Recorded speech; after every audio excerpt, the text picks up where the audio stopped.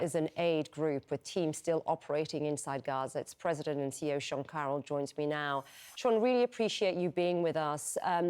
Just give us a sense, your reaction to what we are hearing. I mean, I just said to my colleague, as we've heard for years, right, UNRWA has been a lifeline for so many Palestinians in Gaza and the West Bank. I mean, what will this mean going forward, besides what Jim said, which is more suffering?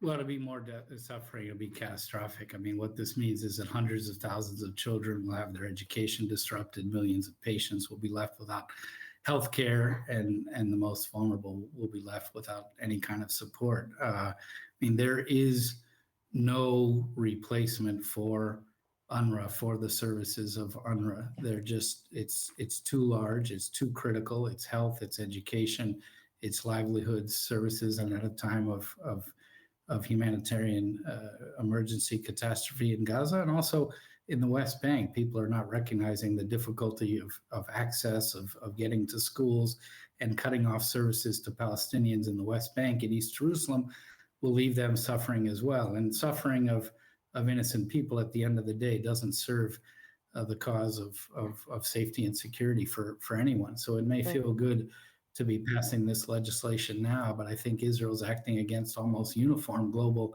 opposition, and a lot of that opposition comes from friends of Israel. 123 nations have spoken out against this. Almost the entire G7 nations have.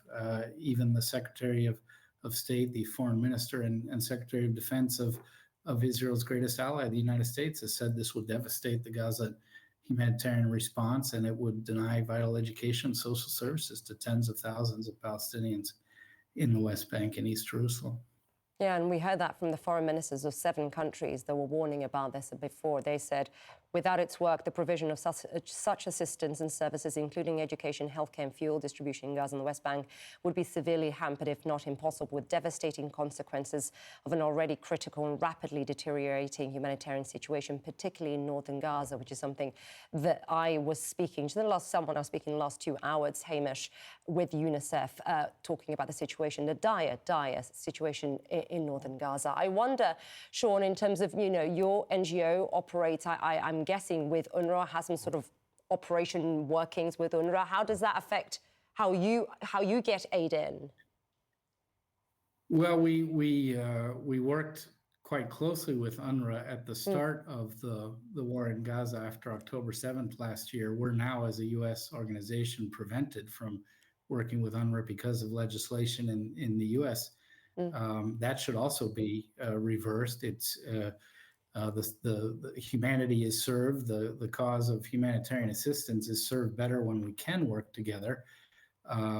We and other organizations have had to pick up some of the slack, but frankly, the amount of aid that's getting into Gaza is only about 20% of what's needed.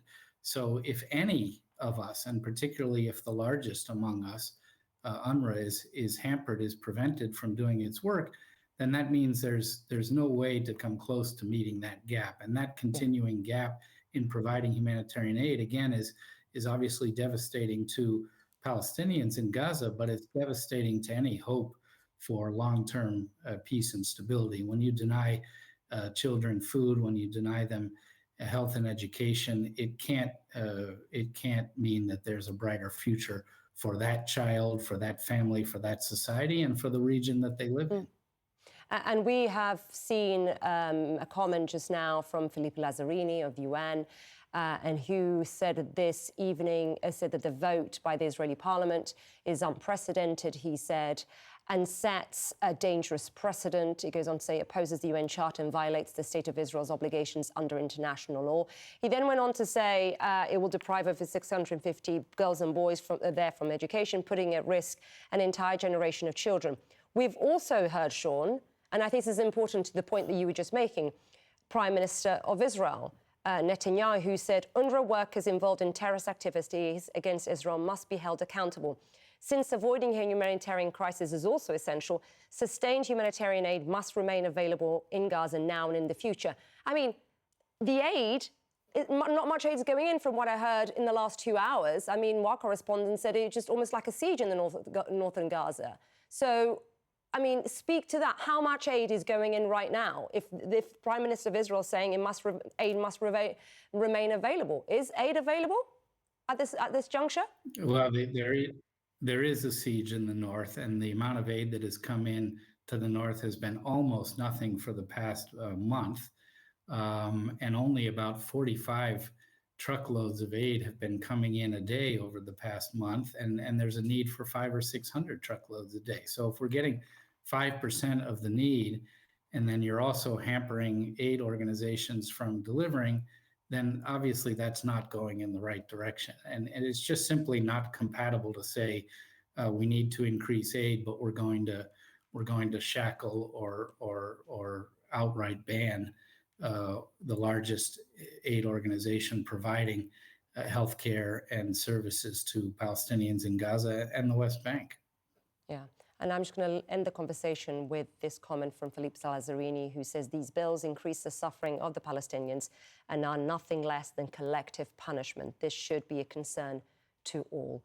Sean Carroll, really appreciate you taking the time to speak to us. Thank you, Sean.